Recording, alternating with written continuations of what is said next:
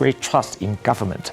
And I think what you say is a good democratic society is one open to the people or open to people who would like to express their opinions. But in some societies, even open democratic societies, there are always some minority people who may have some access to express their opinions, but they are actually the permanent minorities. And in that case, what can we do about them?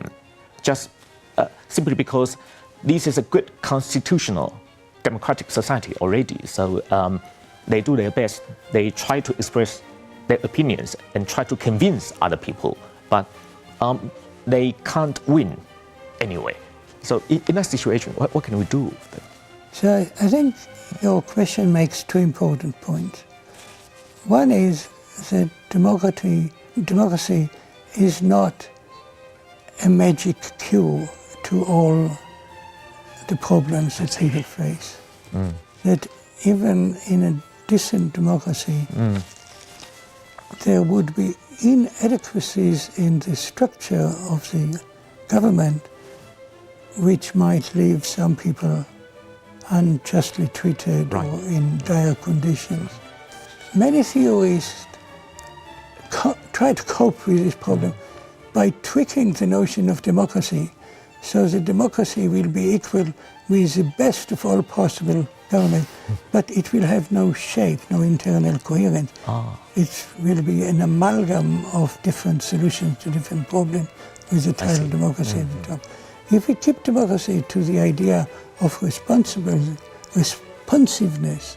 to the settled opinions of the people in the country, responsiveness by the government so that it can change and adjust its activities in light of the views of people in society, then we need more than just a democratic structure to solve the problem that you mentioned. And the second point that you make, related point that you make in your question, is that we shouldn't always think about more democracy, less democracy, and so on. When we are discussing, we should think about the problems, as you did, and deal with the solution. And the solutions will be different depending on which minorities there are. Sometimes the plight of the people will be plight of groups of people which, even though they are a minority, they really don't want to be a minority. That is, they want full integration. They want to be treated like everybody else. See, yes. And in this case, non-discrimination laws and education, the cultivation of a culture of non-discrimination may be the best solution to the problem. Doesn't work overnight, but over time it may be the best way to do it. And sometimes it can work quite quickly. In conversation with some colleagues yesterday, some people mentioned how quickly the homophobia in America changed, not everywhere in the country, but in the legal institutions and employment. You know, it's banned now. You can't behave in homophobic way. This was relatively quickly. Sometimes it will take more time. But other cases are different. Sometimes you have cases with native nations, aboriginal groups. They are very often concentrated in certain areas, and they want to be separate. They want to keep their separateness and their own identity. And in those cases, some form of federalism might be more appropriate. It doesn't have to be formal federalism, but some forms of local autonomy. It could be in local government without formal federalism, or, you know, more extensive federalism. In other cases, there could be measures of self-governance even when you don't have territorial concentration. This happens when you have religious minorities. The members of the minority may be spread all over the country, but there is a way of recognizing a degree of self-governance by allowing arbitration according to religious laws, and a variety of measures which accommodate religious practices, not only by non-discrimination, which of course should be part of the picture, but also by a degree of self-governance to give them. So these are just three examples, and only a simplified treatment of them. But the point is that you have to look at the problem in its concreteness, see what would be acceptable in the country, because sometimes good solutions are simply not acceptable. If they are not acceptable, they will be subverted by people. They will turn to be counterproductive. In order to enforce them, you will need greater police powers, greater intervention in individual freedom, and the whole thing will go pear-shaped. So you have to work within the possibilities, what is acceptable, and the nature of the problem, which measures will lead to the solution. I see. In your imagination of democracy, education and the cultivation of certain attitudes among citizens are also central to the idea of what democracy is. So it's not just about the election or constitution. So there are much more complicated and concrete things. So, but in terms of education and the cultivation of citizenship, do you think the government can do that, or a government should try their best to promote a certain type of mentality? So what do you think about the general role of government? Two basic thoughts. One is that governments don't gain power in a situation of tabula rasa, where there is nothing there and they can mold the country by their own vision. They come to power in a situation where everything is there. There are people there, the people have been used to ways of living, good or bad. Some people are disadvantaged unfairly, some people are altogether oppressed. Many people could have done better in a different situation, but they find a way of doing well enough, and so on and so forth. That has to be respected. Quick change is disorienting. It's disorienting. People lose a sense of where they are, what to expect, what will happen. So they don't know what to hope for, how to plan. They become afraid, and they lose self-confidence and self-respect. The administration doesn't work well, because administration is a big, cumbersome body, issuing orders and commands. People don't know what they mean, how to behave. They tend to carry on as they did, but now it's against the law. They find subterfuges around it. So any quick, radical changes, except in very specific, pinpointed way, will be counterproductive. So the first thing to remember is what I call gradualism. Gradually. Try to identify problems where you can make a difference, improve things, not lead to utopia, but make things better here or there, or sometimes they are more fundamental and you do it more gently over a longer period of time. Sometimes they are more localized and you can move more quickly, and so on. That's the first thing to remember. The second thing to remember is that people are creatures with their own ambitions, with own ideas, and they cannot be put in a straitjacket, fed the best healthy food, made to see the best inspiring films and nothing else. Even with the best intention. It's very important for their own sense of achievement that they did it, that they chose. that they were active in the process, rather than that they were in a straitjacket fed good things by the government. So the government cannot make people happy, and it cannot lead their life for them. What it can do is affect the conditions in which they live, avoid major economic crises which impoverish lots of people, millions losing their homes, millions are unemployed and so on. So have a general background of viable economy, of a background in which culture can flourish. Culture will flourish. People have imagination. They want to paint, they want to write music, they want to dance, they want to sing. They will do so. You don't have to incentivize them, but you have not to repress them, not to oppress them, not to censor them. So that's what the government should do. Cultivate background conditions which enable people by other ways to develop as they want, and stop big commercial interests from manipulating them for their own advantage. Okay.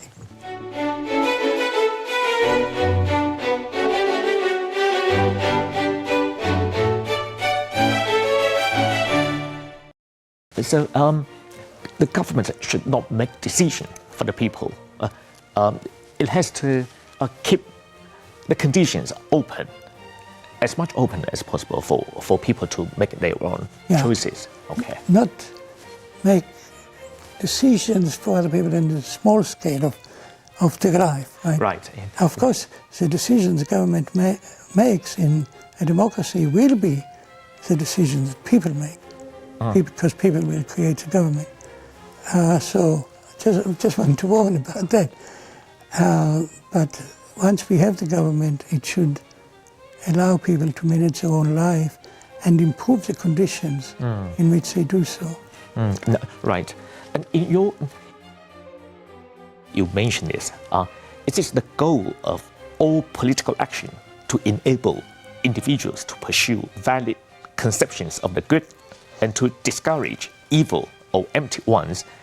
Now, I wonder whether it's so easy to make distinction between valid conceptions of the good or invalid one, and what kind of criteria you think we can have? Is it some sort of shared by the whole community means valid, or you have a different understanding of the validity? No, I mean, it's not just being shared by the whole community, because we know of communities who shared very suspect views, like genocide and so on. Right. Now, there is in political philosophy, sometimes in some quarters, a search for a test, a formula, and some great philosophers have offered tests and formulae. I don't believe in that. We don't have it in science. There's no formula for discovering the truth. Scientists struggle, experiment, design theories, test them out. And there are different theories. They are designed in different ways. They are tested in different methodologies. There's no unified science. There's no science of everything, much as sometimes people talk about. So that the methodology of biology is different from that of physics, and different from that of psychology, and so on and so forth. And so we shouldn't expect anything else in moral and political issues. We have a general orientation, which is what I'm trying to provide bits of in my remarks. And then we have to think of the complicated ways in which they bear on the conditions of people's lives. And the general orientation is just the desire to enable people to have self-respect, deserved self-respect, not self-respect in having killed more people than anybody else, self-respect and sense of independence and empowerment to try and experiment. People always discriminate. They choose this and not that, and they discriminate for grounds. They say this is good, this is bad. They say things more informative than this. And we can test those grounds one by one, see whether they make sense. Sometimes they make sense altogether in every condition. This will save someone's life. This might be correct reason for doing something under any condition, almost any condition, not quite. For example, that person might suffer more by staying alive than if you let him die. Or sometimes it will be a good reason to do something given the circumstances of the person. So in the morning when I can go out to work, the idea of sitting at home and watching a film might not be a good idea, but in the evening after I came back from work and I'm tired, the idea of sitting at home and watching a film might be the best reason. I mean, this is a trivial example. There are more complicated ones, but show that the reasons will not be good or bad altogether, but good or bad given the circumstances that you are, what the available options and so on. And sometimes there will be just misguided ideas about what is good and what is bad. And we have to reason about them one by one and analyze the causes. And there are amazing variety of causes. I don't think people are bad judges generally, but sometimes there are, and the circumstances they are not altogether hard to identify. Like they tend to be suspicious of things which are strange. They like things they are used to because they understand them. They know how they work, how they contribute. They don't intellectualize about this necessarily, but in their guts they understand how they contribute to the texture of their life. But then they see those people over there and they don't understand what is going on, and it looks crazy, and why are they doing it? And people very quickly become intolerant in those contexts. And there are things which are private that we don't talk about, maybe things where intolerance is most likely. Because I don't know it about you, you don't know it about me. We may be different. And the way that we do behave in those contexts which are private, and nobody talks about those things in polite society, maybe beyond the comprehension of people to understand how it works for others. So there are all those contexts which we can identify, and we can identify the reasons for people's mistakes, if they are mistakes. Can identify when they are mistakes and try and reason against them. But then, do our government has to play a role in promoting a certain type of ideology, or try to cultivate a sense of the ability to tell right from wrong among our children? If you think the government have to do that, then the government cannot be as neutral as possible. But a lot of liberal thinkers ask the government to be neutral, isn't it? And so for you, I mean, in thinking that the government has to play an active role in democracy, you don't subscribe to the idea or the doctrine of liberal neutrality. I don't know, but generally, I don't think that I'm not for philosopher kings. I think this is an awful idea. Sure.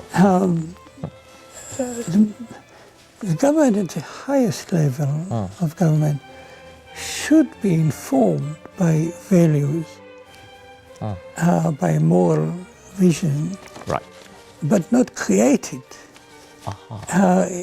There are people who articulate moral visions better than politicians. And that's good, because they talk to all of us. They try to express, to make explicit at least the best side of what all of us believe. Right. And articulate it in such a way which gives it a spine, which makes it easier to protect and promote the visions of more life. And the government should get it, just we all do. They're not in space. Their role is to find ways to help. And at the lower level of government, it requires a lot of expertise in technology, in economics, psychology, and other areas, depending on what we are talking about. And the higher level of government is just to give the nudge, the push in the right direction and oversee the whole picture. Okay, but none of this speaks for neutrality. I don't know. Neutrality would suggest arbitrary decision. Okay, we can do this, we can do this.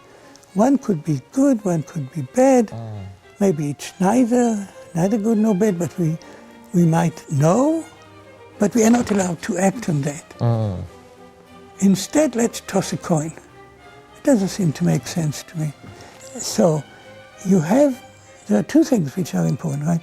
One is that you are not controlling people's life, you are creating the condition for them. Second thing which is important is that people's own view about what life to pursue will be largely determined by luck and by circumstance, by individual propensity, whether you're musical or whether you're good with your hands, whether you have certain physical talents and so on. But they will also be, to a considerable degree, shaped by cultural, religious ideologies. And those are never perfect. Anyone which has gone, which has been historically viable will be good in many ways and will be bad in many ways. So you cannot say this ideology or this religion has this defect or that defect, therefore we will ban it. It doesn't matter. I mean, to my mind, religious ideologies, culture don't matter. What matters is people. But the people are moved in certain background beliefs, and the whole understanding of themselves and of the world derives to a degree from those background beliefs. So you have to respect this. You cannot destroy people's life by saying, oh, but the background beliefs are flawed, they are not perfect. So again, you have to try to move against the flaws while respecting the rest.